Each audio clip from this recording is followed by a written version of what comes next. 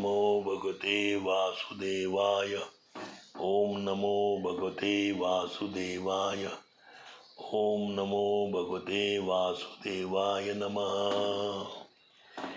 देवियों सज्जनों, मैं उमेश नारायण शर्मा, गोत्र यमदग्नि और दीक्षित नाम उत्तम श्लोक अधिकारी दास, अच्युत गोत्र, आपको नमस्कार करता हूँ।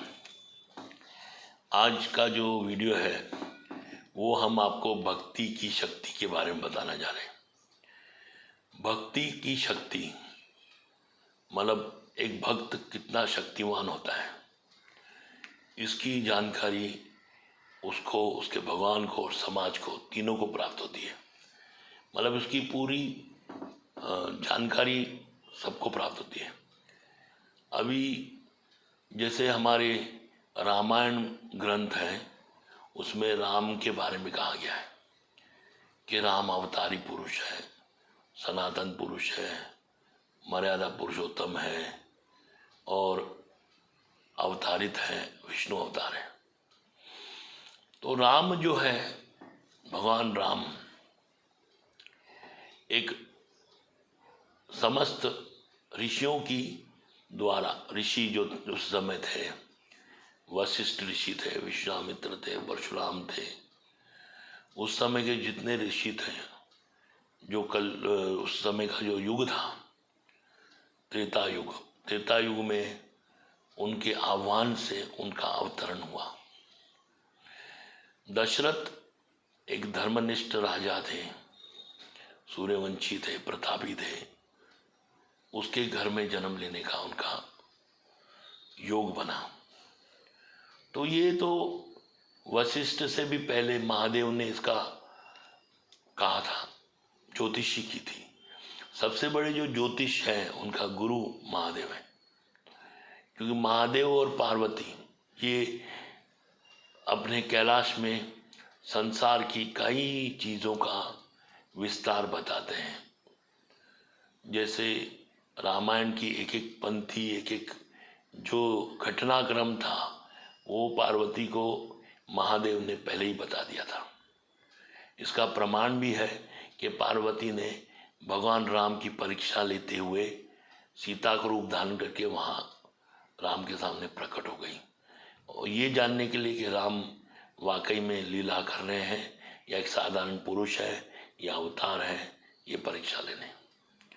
जब राम ने देखा कि सीता के रूप में पार्वती है, तो राम ने उन्हें नमस्कार किया और माता कह के संबोधन किया। तो ये एक ऐसा उदाहरण है। उसके बाद 13 रुद्र का अवतार हुआ। 12 ज्योतिर्लिंग, 13वां रुद्र है हमारे हनुमान जी, जो काफी बलशाली हैं, अजय हैं, चिरंजीवी हैं और वो भी ज्योतिष है। सबसे बड़े त्रेता युग के ज्योतिष हनुमान जी हैं। हनुमान जी को सब मालूम था, ज्ञानी, वेदी, शास्त्र, लेकिन राम लक्ष्मण उनसे किस मुहूर्त में मिलने वाले हैं वो गणना उनके पास नहीं थी। क्योंकि ये जो गणना होती है ना, भगवान अपने भक्त से मिलने की गणना, ये भगवान निश्चय करता है, ज्योतिष में नहीं होता है। भगवान का जन्म ज्योतिष बता सकता है, भगवान के कार्य ज्योतिष बता सकता है, लेकिन भगवान अपना कार्य क्या करेगा वो भगवान ही बता सकता है, क्योंकि ज्योतिषों के स्वामी भी भगवान है। तो हनुमान जी केसरी नंदन है, अंजनी पुत्र है, महाबली है, और त्र्यंबकेश्वर के बाजू में अंजनी गांव है, वहाँ जन्म लिया, दीक्षा चित्रकूट में ली, उसके बाद सेवा किया किष्किंधा में महाराज सुग्रीव की, सूर्य से ज्ञान लिया, सूर्य का अपना एक फल समझकर अंतरकरण में उसे दबा दिया, और रवि यानी सूर्य देव नारायण ने आग्रह किया, देवी देवता ने आग्रह किया, तो वो उनसे वापस प्रकट किया कर दिया। विशाल रूपी थे, लघु रूपी थे, कीट रूपी हो गए और पहाड़ रूपी, व्रज रूपी भी हो गए। हनुमान की अनंत शक्ति है। और ये शक्ति होने का काम ये है कि भगवान मर्यादा पुरुषोत्तम राम एक साधारण मनुष्य दशरथ कुमार रूप में इस पृथ्वी पर आएंगे। उनका कार्य हनुमान जी को करना है। राम ने अपने गुरुओं के द्वारा प्राप्त किया हुआ जो शस्त्र थे उससे असुरों का नाश किया। राक्षस सेना का नाश हनुमान जी ने किया और उनके पुत्रों का नाश लक्ष्मण जी ने किया। तो ये कहने का अर्थ ये है कि हनुमान जी प्रचुर बलशाली हैं, उनकी भक्ति में शक्ति है। उन्होंने लाखों हजारों मर्डर किए हैं, लेकिन राम के लिए राम का आदेश प्राप्त था, राम का कार्य करना था, राम के शरण गति में थे और सदा राम का स्मरण करते थे, क्योंकि ये क्वालिटी हनुमान में थी। तो ये क्वालिटी हनुमान में होने के कारण, क्योंकि वो 13वां ये रुद्र है, 13 रुद्र बोलते हैं, और ये ज्ञान उसको प्राप्त था, ज्योतिष थे, महादेव के अवतरित है, वानर रूप में होने। वानर की जो बुद्धि होती है ना, वो चंचल होती है, स्थिर नहीं बैठ पाते, लेकिन इतनी चंचल बुद्धि होने के बाद उस चंचल बुद्धि को उसने राम में लगाया। राम में लगाया, राम स्मरण किया, राम चिंतन किया, राम भजन किया और राम के कार्य किए, यूं यूं यूं यूं यूं यूं करके। और इसमें अर्जुन पर आते हैं। अभी अर्जुन मनुष्य है, पांडव पुत्र है, इंद्र पुत्र है, लेकिन उसकी बुद्धि मनुष्य रूप में होने कारण उसे भगवत गीता का ज्ञान दिया गया कृष्ण ने, क्योंकि उसे परब्रह्म की जो ज्ञान था वो कम था, नहीं था। वो लोक परलोक पाप पुण्य के मध्य फंस गया था। लेकिन हनुमान को ये बोलने की जरूरत नहीं पड़ी। यहाँ जो राम अंश अवतार है, जो संकर्षण और विष्णु के मिलाप के द्वारा राम की उत्पत्ति हुई, और कृष्ण पूर्ण पुरुषोत्तम भगवान है, पूर्ण शक्तिवान, लेकिन उन्होंने खुद अपना ज्ञान भगवद गीता के रूप में अर्जुन को दिया। तो ये समझने की बात है, डिस्टिंग्विश करने की बात है, और यही बड़े बड़े लोगों को या तुच्छ लोगों को इसमें भ्रम में डालती है कि राम ने हनुमान को सिर्फ आदेश दिया और हनुमान ने कर दिया, और अर्जुन को इतनी बड़ी गीता सुनानी पड़ी, उसके बाद भी वो घबरा घबरा के युद्ध किया। तो उसको अपने जैसा ढांचने में, ढालने में, जैसे एक मोल्ड होता है, मोल्ड, उस मोल्ड में उस चीज को ढालना है, मैकेनिकल बात है। तो उसमें उसको हीट देना पड़ता है, गर्माश करनी पड़ती है, पिघलाना पड़ता है, और वो उस चीज में बैठ जाता है, उस जैसा आकार हो जाता है। तो हनुमान जी ऑलरेडी राम के द्वारा मोल्ड हुए हैं, लेकिन अर्जुन मोल्ड हुआ नहीं था। अर्जुन को भगवद गीता रूपी ज्ञान से उसको मेल्ट किया गया और बाद में उसको परब्रह्म का स्वरूप समझाकर उससे कार्य कराया गया। तो ये आपको इस बुद्धि से सोचना है, मतभेद नहीं रखना है। राम अंश अवतार शेष, जो शेषनाग है, और विष्णु उसके अंश के द्वारा राम की उत्पत्ति हुई। उनका लोक है, अयोध्या धाम इस पृथ्वी पर भी है, उस लोक में भी है। तो कृष्ण का भी लोक है, गोलोक और वृंदावन, वृंदावन गोलोक वृंदावन। तो राम का जो लोक है अयोध्या धाम बोला जाता है, जो भारत भूमि में जम्बो द्वीप में सरयू नदी के तट पर है। वैसे ही उस लोक में, जम्बो आकाश में, उस खंड में सरयू सरोवर में, वहाँ महासागर है सरयू का, उस सागर में एक अयोध्या धाम है। वो राम अपने 4 भाइयों के साथ रहते हैं, राम लक्ष्मण भरत शत्रुघ्न और सीता। हनुमान चिरंजीवी हैं, इस लोक से उस लोक तक वो बिना रुके जा सकते हैं क्षण में, क्योंकि वो मैंने आपको बताया 13वां ही रुद्र है। वो कहीं भी कहाँ भी क्षण में पहुंच जाते हैं, इस पृथ्वी पर नहीं, कहीं भी किसी भी कोने में। उन्होंने राम के साथ जाना कबूल नहीं किया। जैसे राम को ब्रह्मा का आदेश मिला कि वो अपने लोक में वापस आ जाओ, तो भगवान सरयू नदी में स्नान करने गए और उसी समय उन्होंने अपने अंग को 2 भाग में कर दिया, एक विष्णु रूप, दूसरा शेषनाग रूप, जिसमें उनके जो भी लोगों के, जो शहर के लोग थे, नगरवासी थे, वो उनको राम की प्राप्ति हुई, उनके लोगों की प्राप्ति हुई।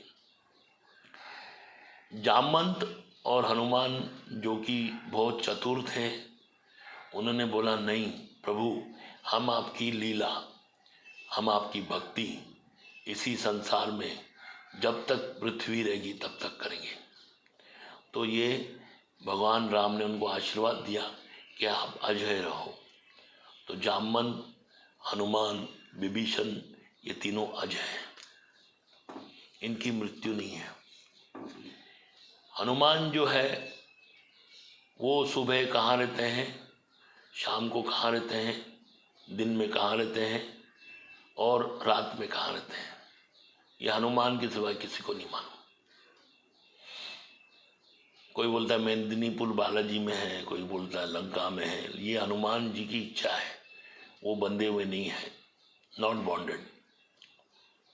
वैसे विभीषण लंका में आज भी रहते हैं, जामवंत जी आज भी हिमालय में रहते हैं, तराई में, हिमालय के तराई में, जिसको उत्तरकाशी कहते हैं, वहाँ रहते हैं।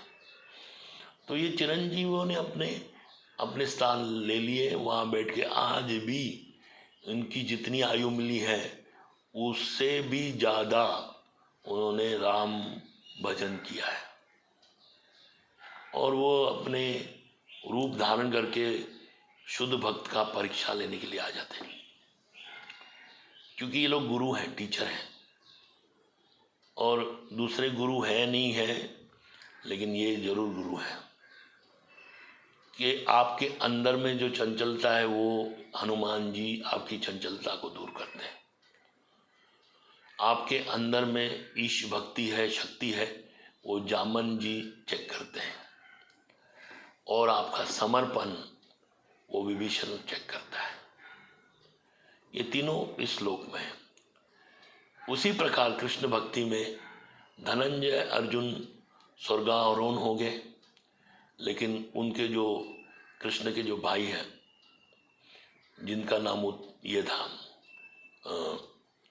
जो बड़े ज्ञानी थे, पंडित थे, विद्वान थे, ब्रह्म ज्ञानी थे, उद्धव भी चिरंजीवियों में है, लेकिन वो केदारनाथ बद्रीनाथ के वनों में रहते हैं। जब उन्हें ज्ञान हुआ कृष्ण के द्वारा, गोपियों के द्वारा, उसने अपने गुरु गोपियों को एज ए गुरु स्वीकार किया, क्योंकि उसकी बुद्धि वहाँ फेल हो गई। ब्रह्म ज्ञानी निरंकार ब्रह्म को पूजने वाले, उसकी वहाँ बुद्धि जीरो हो गई, वो अहम उसका नाश हो गया। उसने गोपियों की जो भाव, भगवान के प्रति समर्पण देखा, और ये निष्कर्ष निकाला कि गोपियों से बढ़कर, गोप से बढ़कर कोई भी कृष्ण भक्त नहीं बन सकता। तो ये बात आप समझ लीजिए कि उद्धव जो थे, सब यादवों का नाश हो गया। भगवान कृष्ण ने उद्धव को आदेश दिया, अभी जो यदु है, जो यादव है, वो कृष्ण भक्त में या कृष्ण वंश नहीं है, वो एक मिलावटी है। जो अग्रसेन क्या वंश नाश हो गया, उसके बाद सब जितने भी यादव थे सबका नाश हो गया। उनकी जो लड़कियां थी उनका जो वंश हुआ वो यदु है। पुत्र वंश तो नाश हो गया यदुओं का, सिर्फ लड़कियों का जो वंश था बच गए। वो बाद में अपने आप को यादव बुलाने लगे, लेकिन ऐसे अखिलेश यादव या ये यादव नहीं है। इनकी लड़कियों के जो अंश बचे, वंश बचा वो है। लेकिन एक ही यदु है, वो है हिमालय की गोद में बैठा हुआ है, ब्रह्मज्ञानी, सारस्वत, परम तेज उद्धव। उद्धव ने को वो भी भगवान से तर्क करता था ब्रह्म ज्ञान पर। एक बार दोनों बैठे थे द्वारका में, तो भगवान ने उसको, बोलते ना, पानी चेक करता था। भगवान ने उसके ब्रह्म ज्ञान को पानी चेक किया, तो वो उसमें निपुण निकला। तो भगवान ने बोला कि ये भाई ब्रह्म ज्ञान में तो ठीक है, ज्ञान तो ठीक है, वैराग में भी इसको जानकारी है, लेकिन भक्ति के लिए इसको मेरे को वृंदावन भेजना चाहिए। तो कृष्ण ने उसे एक छोटा काम दे दिया। बोला देखो, महाभारत का युद्ध होना है और यूं यूं अतिथि बढ़ गए हैं और असुरी प्रवृत्ति बन गई है, तो मुझे युद्ध में रहना है। तो तुम मेरा एक छोटा काम कर लेना, मैं तुमको रथ दे दूंगा, अपने थोड़ी सिपाही भी दे दूंगा। आप जाकर वृंदावन में एक मेरा संदेश सिर्फ लेकर गोपियों को दे देना, एक चिट्ठी, लेटर। तो उद्धव ने बोला ठीक है, कोई बात नहीं है, आप व्यस्त हो, कोई बात नहीं, इतना मैं काम कर सकता हूँ। तो उद्धव वो लेटर लेकर वृंदावन में चला गया। अभी ज्ञानी जो होगा, अगर किसका लेटर होगा तो वो लेटर लेकर उनको पहुंचाएगा। लेकिन जैसे ही उद्धव गया और वो लेटर गोपियों के सामने प्रस्तुत किया, गोपियों ने उस लेटर को झपट लिया, छीन लिया, जैसे कोई कटी हुई पतंग बच्चे लोग छीन लेते हैं। मिलता किसी को नहीं है। एक पतंग कटके हुए आती है, बच्चे ललायित होते हैं, उनका मन ऐसा होता है कि मेरे को मिले, तो एक छीन लेता है, एक फाड़ देता है, खींच लेता है। तो वैसे ही गोपियों ने वो सब चिट्ठी को चूर चूर कर दिए और उसको किसी ने अपने माथे से लगाया, किसी ने आंखों से लगाया, किसने चूमा, किसने छाती से लगाया, किसने आलिंगन किया। तो उद्धव ने बोला, अरे इसमें संदेश है, वो तो पढ़ो। इसमें जो तुम लोग ने पागल हो, ये संदेश पढ़ा ही नहीं, फाड़ दिया। तुम्हारी बुद्धि नहीं है, पागल हो तुम, किस तरीके की औरतें हो, गंवार हो, तुमको मालूम नहीं कृष्ण ने संदेश दिया है, वो उसको समझो। तो बोला क्या संदेश दिया है, हमको संदेश से कोई वास्ता नहीं है, हमें तो कृष्ण की सुगंध मिल रही है, हमें तो कृष्ण का एहसास मिल रहा है, हमें कृष्ण का अनुभूति हो रही है, हमको नहीं चाहिए उसका संदेश। हमको तो कृष्ण रोज मिलते हैं, लेकिन ये स्वयं उसने भेजा है, इसलिए हमने एहसास करके उसको एक्सेप्ट किया है, उस लेटर को। तो उसका दिमाग घूम गया। उत्तम का ब्रह्मज्ञानी पसीना से लथपथ हो गया। ये कैसा भाव, ये कैसी भक्ति, ये कौन सा वैराग। तोल नाप करने लगा, फिर उनसे तर्क करने लगा, ऐसा कैसा, यूं कैसा। उन्होंने उस ब्रह्मज्ञानी उद्धव को, गोपियों का उपदेश अमृत है वो आप पढ़िए, ऐसा उपदेश किया कि वो उद्धव भी पैदल वृंदावन से जो रथ पर सिपाहियों के साथ पहुंचा। जब उसे मति आई कि कृष्ण वास्तव में मेरा बंधु भगवान है, वो दौड़ते हुए पैदल शुद्ध नहीं, दोनों हाथ ऊपर करते हुए गौरंगा के समान वो द्वारकापुरी पहुंचा। 1000 किलोमीटर दूर बिना खाए पिए पहुंच गया और कृष्ण के शरण में आके झुक गया। बोला, मैं तुच्छ मनुष्य हूं, अहंकारी था। मैं अपने आप को विद्वान ज्ञानी समझता था। मेरे से परिपूर्ण कोई नहीं है संसार में। मैं बड़े बड़े ब्रह्म ज्ञानियों से वार्ता करता था, उनको प्रहास कर देता था, शास्त्र का उपदेश करता। लेकिन आपके जो भक्त हैं, गोपियां हैं, वो अनन्य हैं। उनके समान संसार में कोई नहीं है। ब्रह्मा नहीं है, महादेव भी नहीं है। इतनी बड़े विशाल भक्त हूं। ये आपकी भक्ति का मार्ग मुझे मिल गया। तो ये समझ लीजिए कि ये भक्ति में शक्ति होती है। तो हनुमान जी हमारे गुरु हैं, जिन्होंने राम का दर्शन दिया। उद्धव जी कृष्ण की भक्ति देते हैं। गौरंग महाप्रभु जो भक्ति अवतार हैं, जिन्होंने अंतरकरण में भक्ति भर के ले आए, पूरे संसार को बांटने के लिए, विश्व को बांटने के लिए। आज रशिया में, अमेरिका में, यूरोप कंट्री में, अफ्रीका में, बगल के मुल्क में जहाँ हमारी चीज़ें नहीं जाती वहाँ भक्ति जाती है। पाकिस्तान में, यूके में, यूएई में आज कृष्ण भक्ति का प्रचार प्रसार हो रहा है।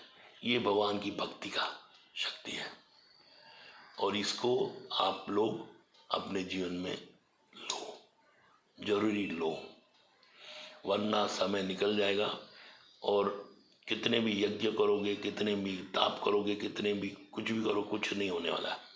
सिर्फ कृष्ण के शरणगति में जाओ, कृष्ण का आचरण करो। कृष्ण भक्त की शरणगति में उपदेश अमृत पियो और मोक्ष के अधिकारी, कृष्ण गति के अधिकारी बन जाओ। हरे कृष्ण।